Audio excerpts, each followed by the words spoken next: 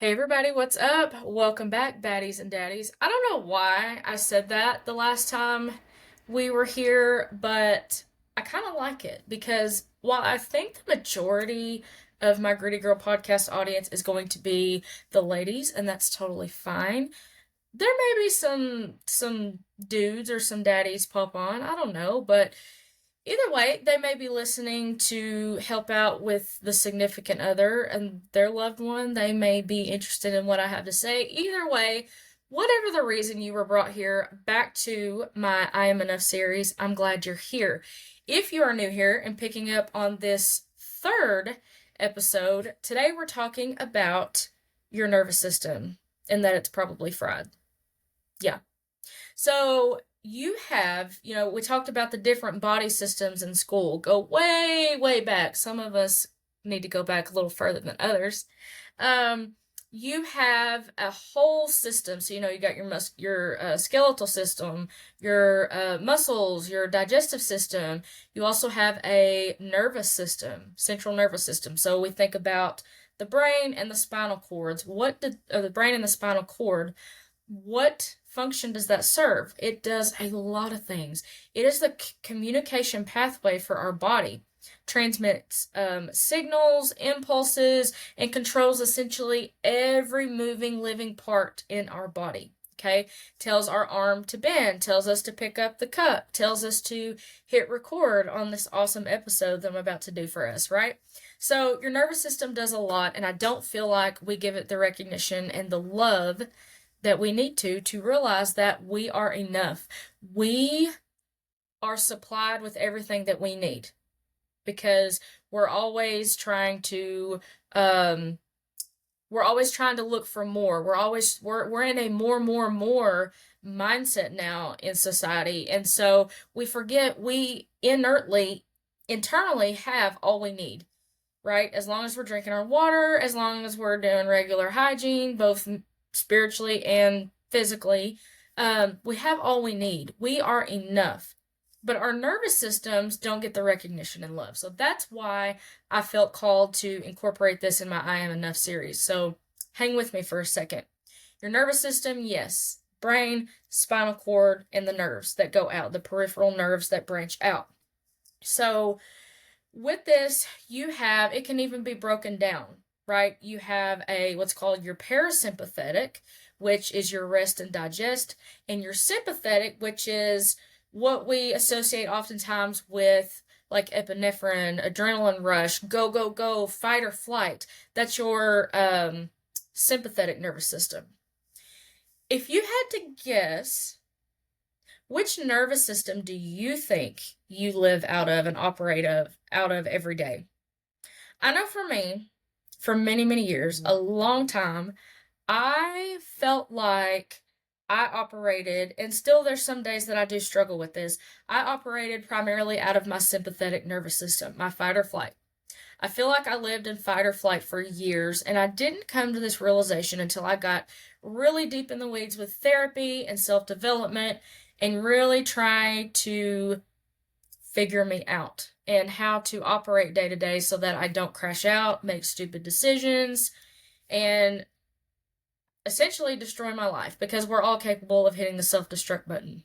So when I started looking at and thinking about my nervous system and being in fight or flight, I had to think about, okay, what does that look like? I'm not literally like moving, like making movement, but maybe is it my thoughts? Is it acting before I think about what I'm doing out of scarcity, out of fear? A lot of times for me, my fight or flight and operating out of my sympathetic nervous system looks like I'm going to do this. I'm just going to do it and get it over with because I got to be ready for the next wave of catastrophes that's going to hit. Like always being on the alert, always being ready to move, ready to jump, ready to flee. That's kind of how I operated for a long time. And still, some days I do have to catch myself and be like, okay, this is not an emergency. I'm going to get to that too. I'm going to talk about that a little bit too. So, what could it look like for you if you are operating primarily out of your sympathetic nervous system? So, again, as a reminder, your parasympathetic, we have coined rest and digest. slowing the heart rate down, slowing digestion. Like everything is just kind of getting geared and slowed down because we have to have one in order to have the other. I know some of us probably don't think so because our lives are so crazy busy and we're overstimulated and we're always going and doing the things that we don't realize we're in fight or flight. We don't realize we're operating primarily out of that sympathetic nervous system. Why? Because it's just life. So your parasympathetic could be, if you're trying to shift more into that, could be more like self-care, slowing down, not making as many commitments or opportunities. It can be various things like that. Any way that in your mind you can think about gearing or slowing down the pendulum from swinging so much. Another example of fight or flight, ladies, or it could be guys too. It could be guys. But moms, how many times have you been in the kitchen and you're scrubbing dishes and you've got dinner going in the oven and speaking of dryer, I was literally about to say the dryer is going off. Wow. That was my confirmation that I am here right now speaking and talking on the thing that I exactly need to be talking about. When you hear something go off, you're overstimulated because the kids are acting crazy, dinner's in the oven, you think it's probably time to come out, but you're probably going to burn it again anyway, so then you're going to end up door dashing food. Oh, but by the way, you don't have the money sitting in your bank account, so you're just going to put that on the credit card, which you said earlier in the week you weren't going to do. That is how catastrophic and insane living out of your sympathetic nervous system can look like. So how many times have you been in there and you're scrubbing the dishes, you're trying to hurry up, and you're cleaning, and you're just like a maniac in the kitchen, right? And then someone, maybe a significant other or another family member, comes through and says, "Oh, do you need help?" I don't know. What do you think? Does it look like I need help? You don't see the trash overflowing, the dogs begging to be taken out? Like, sometimes, I'm going to pick on us ladies too, okay, because guilty. Sometimes we operate and stay in our sympathetic nervous system in our fight or flight because we've been programmed to do so. We can handle it all. We can do it all. Especially if you're a remote work from home worker. Sometimes you're like, I got this. The house should be primarily my responsibility, right? No. No. You want to know why? Because a good leader, one of the heads of household, depending on your dynamic and your relationship and your marriage status, a good leader will always delegate, even though they are capable of doing it all. They can make the appointments, they can help the kids with the homework, they can take the trash out, they can do all the things. But why should we have to? Because either at some point someone's put it in our head or demonstrated to us that that is acceptable, that that is the norm. Ladies, that is not normal. I'm here to tell you, in 2026, it is absolutely not normal for you to have to do everything, be the everything. Go back to my previous episode about watering dead plants. If you're to episode 3, hopefully you've listened to the first one and you've watched the second one, and you're here because this all ties together. But hopefully you're starting to recognize at this point your nervous system can be fried. If you find yourself rushing out the door and you've got to have a 4th or 5th cup of coffee and you're suddenly starting to get super anxious, or maybe your anxiety is getting just a little bit worse than what it used to be, your plate is probably full and your nervous system is probably shot at this point. Your adrenals, you have these glands, these adrenal glands that sit atop of your kidneys. And they have a huge role. They coincide and work with your nervous system as well, because those adrenals have to do with adrenaline. Okay? And when you stay in fight or flight and you stay anxious and stressed out and all the things, you're producing, your body is going to start working accordingly against you. Your cortisol is going to spike. That would be another good topic for conversation. I don't know that I'm going to get to it in this series, but maybe another one. You've heard cortisol spikes.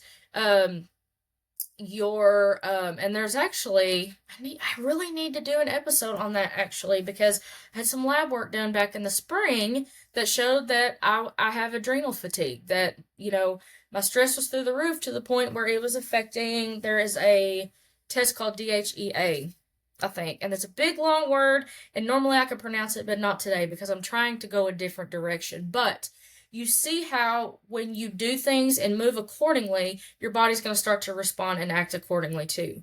So your hormones are going to get messed up, which guess what that's going to do?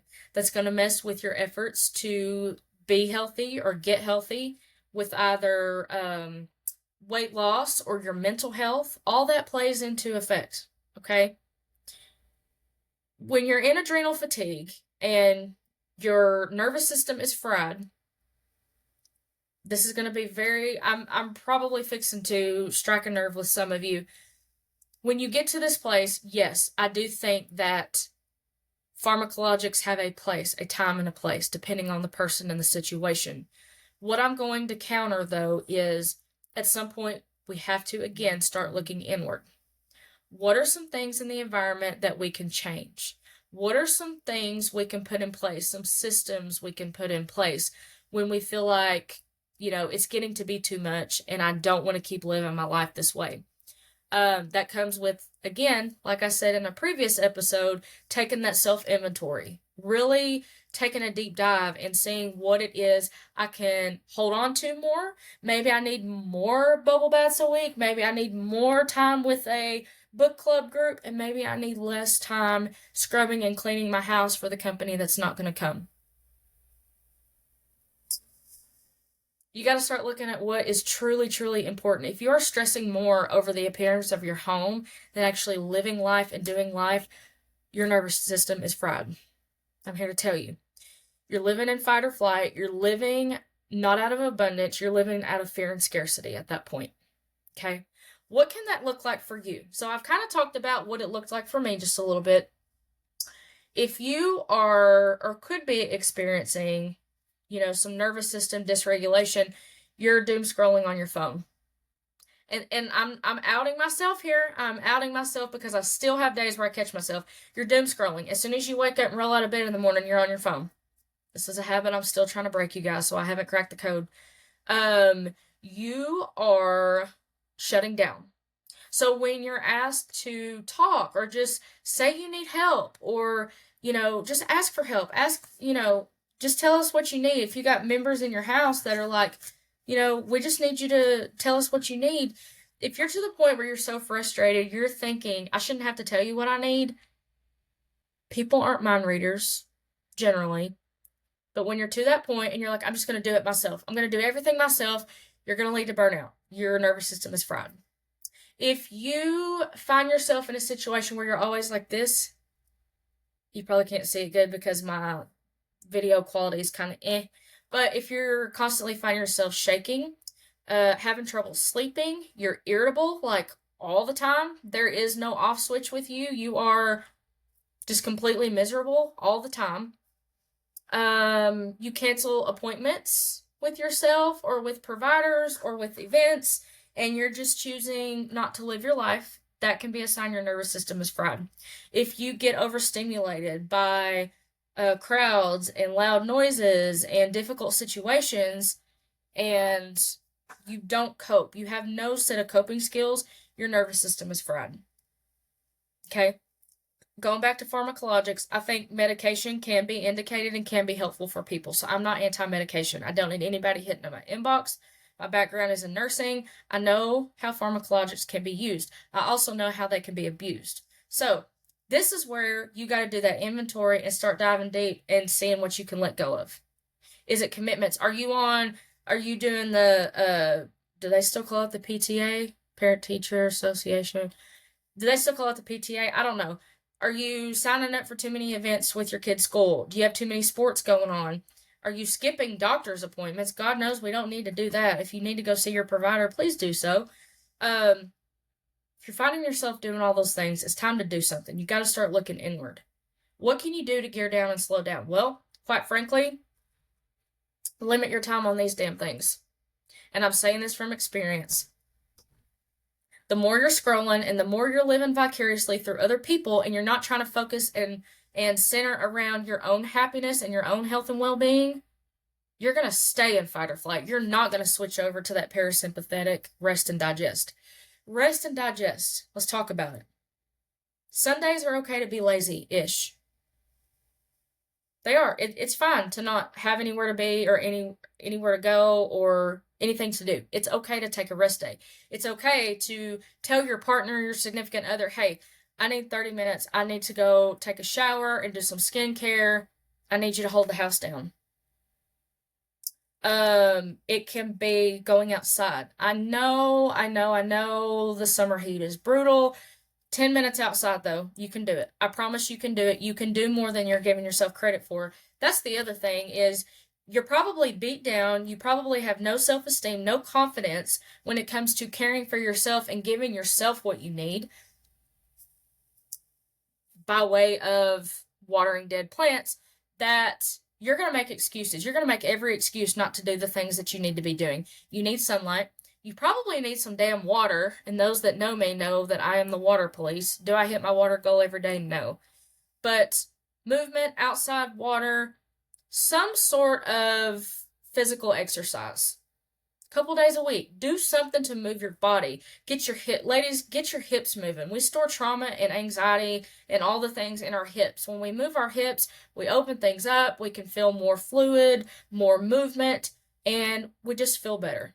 There's studies behind it that talk about moving your hips. I don't have the data in front of me to support that, but I have read that. Ladies, we need movement. If you are not having sex regularly, and especially if you're in a marriage, sex in a marriage is important. You can't have one without the other. I'm sorry. Um, that's a problem in itself. So you need to start figuring out, okay, why am I not wanting to do that? Sex is a great tool. Sex is a great way to downregulate everything. Releasing, I think it's oxytocin, those feel-good hormones. You gotta have it. You gotta have sex. If you're not having sex, start reverse engineering and figuring out why you're not having sex, okay? There's always a cause and a reason for everything, okay? Here recently, I've taken up yoga. I don't know why, but for the longest time, I was kind of, sort of, not really anti-yoga, and now I'm starting to love it. I'm trying different kinds of yoga, hot yoga, vinyasa, I think vinyasa is how to say it. Different types of yoga, heated, not heated, different types of meditation. I am trying to cut back on my screen usage. I'm starting to try to read again. I'm reading a book right now. And I'm just trying to do things to make myself slow down. Reading, puzzles, meditation, going outside first thing in the morning before I start my day. Those are all great ways to downregulate everything, your nervous system. If you don't start looking at switching out of your sympathetic nervous system and into your parasympathetic, you're going to have issues. You are setting yourself up for a long, treacherous road of chronic health conditions. High blood pressure, risk for stroke because you're a ball of nerves and your anxiety's through the roof, drives your blood pressure and your heart rate up all the time. Eventually, those have to come down and you have to settle. If they don't, your blood vessels, your heart, and everything is going to hate you 10 to 15 years from now, if that. So, this is speaking to someone, I know it is. Now is the time. Now, as seasons are about to start changing, we're hopefully on the downward swing of summer. I'm a fall girl, so I'm all about fall. You're going to have to start changing the way you do things, though. Go all the way back to episode 1 and start over. Look at your money. Look at how you're managing your time, your money, your resources. Second episode, talking about watering dead plants. Start paying attention to where all of your energy and your thoughts are going. Start paying attention to those things. And for the love of God, if you take nothing else away from this episode, I want you to make it a goal this week. This is your homework for this week. I want you to pick 3 things you can do this week to gear everything down and slow down. Going for a 20-minute walk. Putting together a puzzle that you bought a year ago that's still sitting on the shelf. There's this book you've been hearing about, but you can't find time to slow your brain down. Set a daily page goal. 10 pages a day. You can do it. Start getting your ass into bed earlier. You can do it.